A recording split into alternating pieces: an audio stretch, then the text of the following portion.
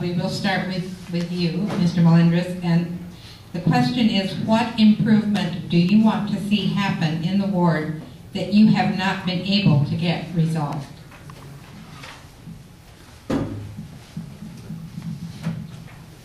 In our ward is, you look through Ward 2, we are very diverse. We have the East Side community, we have Sycamore Canyon, we have the University neighborhood, we have Canyon Crest, and we also have the University of California, Riverside. We also have a Riverside Unified School District that has 3 elementary schools in Ward 2. One of the things that I've been working on for the past 3 years with our Unified School District is bringing a school to the East Side. We have approximately 700 children that are bused to outlying areas that we need to continue to address. I understand that the school district has their fiscal challenges. We understand that everybody at this time has their fiscal challenges. But at this point, what we need to do is secure a site for an elementary school. I'm working very closely with the Riverside Unified School District to do that. In addition, to further strengthen our partnerships with our educational institutions and bring vocational classes to our Youth Opportunity Center and to our Project Bridge, which are located in our East Side community. This occurs with constant communication, constant efforts, complete support of the community to make sure that these are achieved. These are some of the things that we are currently working in our East Side area. We have other challenges as well. Our traffic issues are ones that we continue to work on. Traffic calming measures are vitally important. We have other issues that we need to address. One is public transportation. I made the step 3 months ago and recommended to our council or to our committee to develop a transportation hub at the Metrolink Center. 3 months ago, we met a couple weeks ago, and now at this point it is being explored. This is a transportation hub which will broaden transportation opportunities for individuals. That would include private transportation sources, that would be private tour buses, RTA, Metrolink, Amtrak, and at this point, these are some of the things that we still need to continue to work on to make sure that everybody has access to transportation. There are several other things that we're looking to strengthen in our community. The Youth Opportunity Center, Project Bridge, and also generate a small economic engine behind the University of California at Riverside.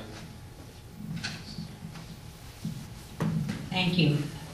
The question for the challengers is a little bit different. It is, what problem in the ward do you see that should get attention but has been ignored by the council? And we will start with you, Mr. Smith. Thank you. There are several issues within Ward 2 that concern me, like the vacant lots and the ill-conceived construction along University Avenue. These items, in my opinion, prevent University Avenue from becoming the great gateway into our downtown Riverside area. But my biggest concern for Ward 2 is the overall disconnect between City Hall, the residents, and the lack of closeness that we have as a community. While I've been out campaigning over the past 3 or 4 months, I have spoken to many people all over the ward, and far too often they say things to me like our city council members are corrupt, or our city council members are only looking out for number one, or they are looking out for the developers that have contributed to their campaigns. And I explained to them that I could not disagree more with that opinion. I think that as a whole, our city council members make decisions that they feel are in the best overall interest of all of Riverside. But I bring this up because I think that our council members do a poor job of going out and talking to average, everyday citizens and promoting their agenda, promoting their plan, and letting us know why they made these decisions, why these decisions are important, and moving forward from there. I recently had an opportunity to attend the Sycamore Highlands Action Group's annual St. Patrick's Day boxcar derby. You know, a little boxcar derby where kids and their families build boxcars and they race down a hill. And this year, I think it's the 8th or 9th annual boxcar derby, and there were only 4 families that participated in that race. In a community of thousands, we only had 4 children that participated. And I know that there are more residents in Ward 2, in Sycamore Highlands for that matter, who would want to participate. It's, my opponent speaks about the 14 different groups that he often meets with every single month regarding Ward 2, and my hat goes off to him and for that outreach. But my question is, what's the point of meeting with these groups if we cannot bring them closer together as a community? Whether it's for a boxcar derby, whether it's for the opening of a new park, or it's for a supported effort to get new officers out on the streets of Riverside.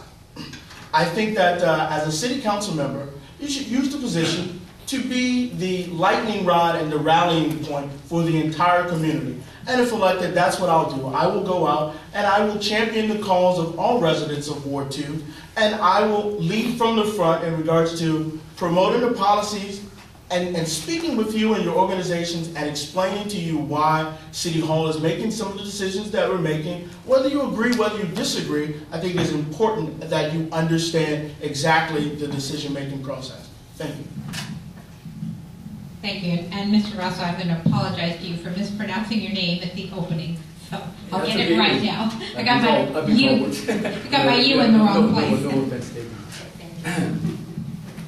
Yes, what I see in Ward 2 is previously, as I mentioned, public safety, but not only violent crime. What I'm hearing throughout my walks in Ward 2 is that the police are taking a long time to respond for calls for help.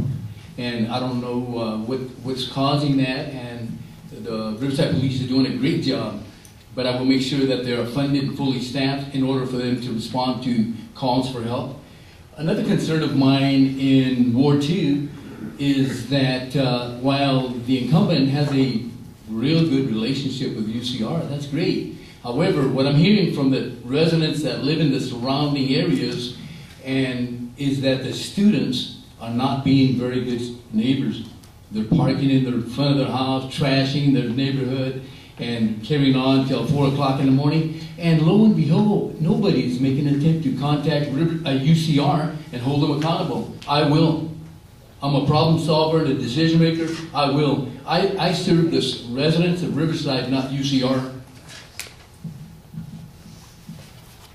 Also, another area that I believe that the city has ignored is the Park Avenue area. It falls within the redevelopment plans for Riverside, but if you drive down there on Park between 14th and University, it looks like you're a third world country. And I know that we, the city of Riverside, have monies to help those businesses obtain a facelift and improve them. And I believe that the Hispanics that live in that area have been ignored for years, and I intend to change that. Not because I think any race is supreme to another, but that all races should be treated equally and equal access to city funds to improve that area. An example is Alvera Street in Los Angeles. It's not, that section is not that large, but we can work on that. The last thing that I want to mention is that the concerns of every individual living in Ward 2, regardless of how small it is, whether it's a pothole, a little street light going out, your concern will be a top priority to me, because that's what government should be about, not trying to please a business or developers, and that's my commitment to you. Thank you very much.